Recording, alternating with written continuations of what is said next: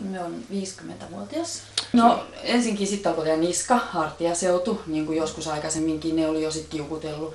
Ja ne alkoi sitten entistä niin kuin enemmän vaivaamaan ja sitten samalla alkoi toi ristiselkä alkoi vaivaamaan. Sitten oli myös niin kuin sitä välillä, kun oikein kauan istui, niin tietysti sitten tuli ne jalkojen ne puutumiset myös siihen kuvaan mukaan. Ja sitten toi selkä tai hartia, niin silloin tuli tietysti tämä oikea käsi alkoi sitten oireilemaan. Sitten minä sain niin kuin tähän ylös hartioihin, niskaa sain niin kortisonipiikkejä ja ne tietysti auttoi sitten jonkun aikaa. Sen verran vielä kiinnosti nuo OMT-fysiot ja naprapaatti, että manipuloiko ne mitä niskaa? Joo, kyllä. Ja siitä oli hetkellinen apu? No siitä oli hetkellinen apu.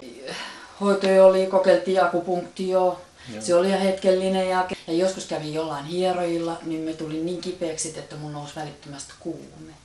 Ja sitten on röntgen kuvattu sitten niin kuin ylhäältä on niskasta, jossa sitten niin todettiin, että siellä oli nyt sitten sitä joku ojennut niska tai tämmöinen oli ja sitten aavistuksen verran, että siellä oli madaltumaa. Ja sitten myös tämä lanneranka kuvattiin ja siellä oli sitten tämä, että siellä oli niin kuin vinnoutta ja sitten oli laitettu, että mulla on oikea jalka. Oliko se nyt sitten lyhyempi, 6 milliä. Ja siinä yhteydessä sitten tuli sitten semmoinen, että kun se oli 6 milliä, niin me en saanut sitten, jos mulla oli laitettu tukipohjallinen, niin Kela ei olisi tullut sitä korvaamaan. Kelasta saanut pois sitä, kun siinä olisi pitänyt olla joku määrätty niin pituus, joku tämmöinen. Ja tietysti se oli mun onni, että me sitten pystynyt itse sitä hankkimaan, että mulle sitten kehotettiin vaan laittamaan sitten ylimääräistä pohjallista ja me jonkun aikaa sitten kokeilinkin, mutta eihän siitä tullut mitään, kun sitten kuitenkin keho silleen reagoi siihen, että se tuli vaan entistä kipeämmäksi ja me heitin sitten pohjalliset pois ja sitten loppujen lopuksi sitten kun mulla tietysti tuli nämä oireet aina niin kuin paheni. Sitten työterveyslääkäri kirjoitti V-lausunnon, koska mulla oli niin paljon niitä käyntejä sit siellä ja tämän niskan ja hartiaseudun takia. Ja menin sitten, tai pääsin Korpilammelle sitten sellaisen kuin näpit irti niskasta kuntoutukseen.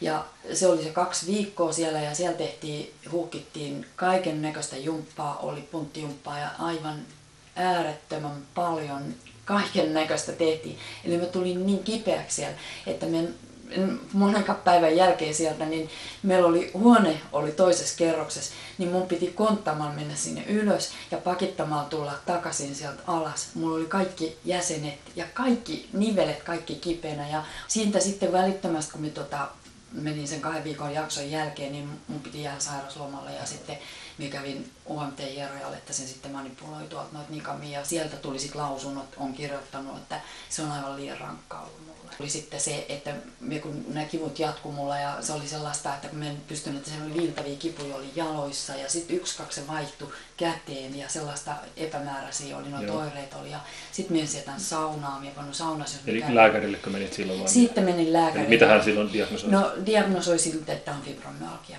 ja se oli reumalääkäri, jolla kävin. Tuossa on fibromyalgia diagnoosi. Tuossa. Noin. Tässä on sitten myös, siinä on jotain fibromyalgia, taas toinen lääkäri tehnyt. Ja sitten toinenkin lääkäri. Joo. Mulla otettiin, että tämä hivenaine niin verestä ja katsottiin, että nämä hivenaine, niin nämä oli kaikki niin ihan rempallaan. No se johtui siitä, kun mä olin niin paljon joutunut syömään lääkkeitä.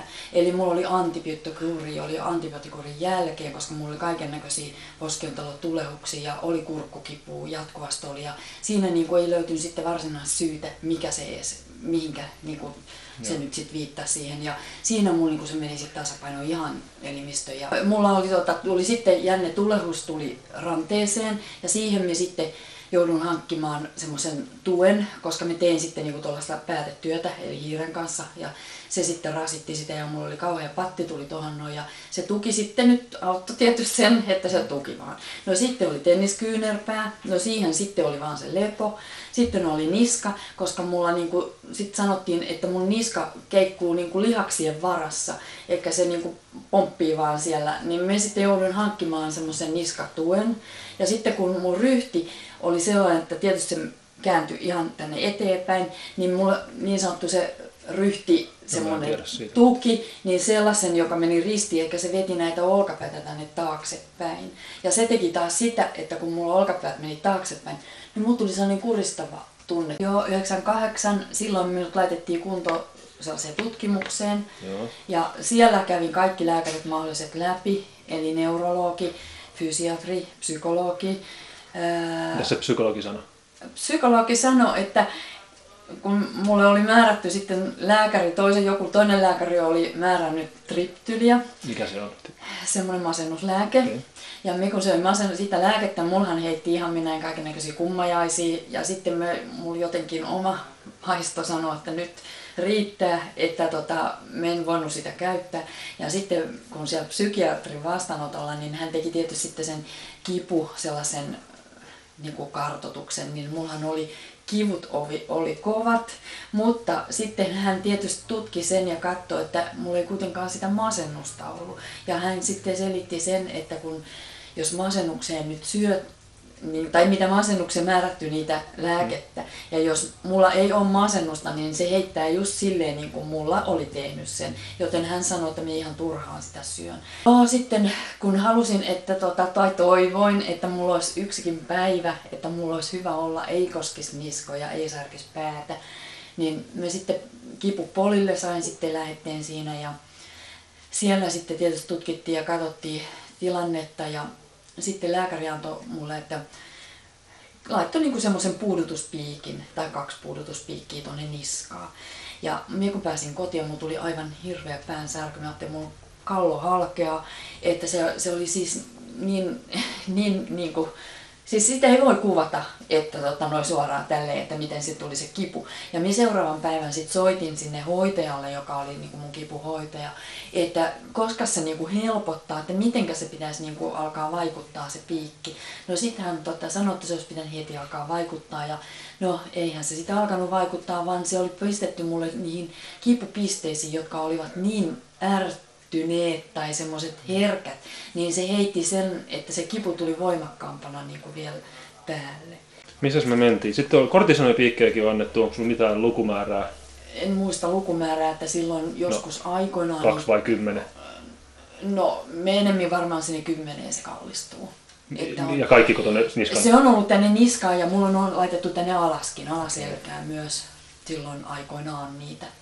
Laittoivat sitten minut ortoniin lähetteen ja siellä kävin sitten syksyä, se oli sitten kun kävin siellä lääkärissä, fysiatri ja osaava fysiatri, joka sitten heti kun me menin sinne, niin hän katsoi ja sanoi, että sulla on tos.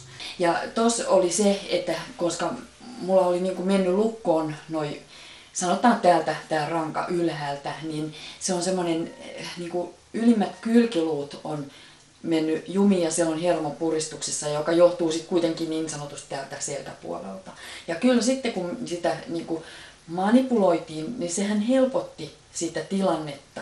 Mutta se oli sitten se helpotus sen aikaa, minkä oli, että ei se niin kuin kuitenkaan tuntunut sit sellaiselta. Niin, eikä sitten se meni aina uudestaan ja uudestaan. Joo, eli mulla oli lantiossa, olin ortonissa ja minä siellä sanoin, että mulla on kipeä tuolta toi lantioseutu, että voiko siihen nyt jotenkin puuttua, vaikka mulla oli sitten lähetteellä oli mennyt sit kuitenkin siitä kädestä sinne. Ja no sielläkin sitten he niinku katsoi, että siinä oli semmoinen, että Lanneselän oireilun taustalla todennäköisesti hallinta- ja koordinaatiovaikeus sekä segmentaalinen dysfunktio-tyyppinen oireisto, missä kireät psoaslihakset hallitsevat ja syvät stabiloivat lihakset ovat heikentyneet. Laaja-alainen yliliikkuvuuskomponentti. Ja sitten annettiin kotiohjana sen, että me jouduin toisella jalalla seisoin rappusilla ja toista jalkaa venytin siinä. Muistatko kumpi oli seisova ja kumpaa? Eli oikeata jalkaa venytin. Niin, just koska se oli se lyhempi. Joo. Ortonissa, että se mun nykyinen työ niin invalidisoi ja työnantaja ei sitten halunnut järjestää muuta työtä, vaan sitten tuli semmoinen työnantajan lausunto, ei ole muuta työtä tarjolla kuin päätetyötä. Ja Kela tuli sitten siihen tulokseen, että olen työkykyinen. Sitten me alettiin sieltä Ortonista, tuli sitten tavallaan se lausunto, että mulla nyt jotain pitää alkaa kehittää tekemään, jotain miettimään ammatinvaihdosta, jos täällä, koska tilanne oli tommonen.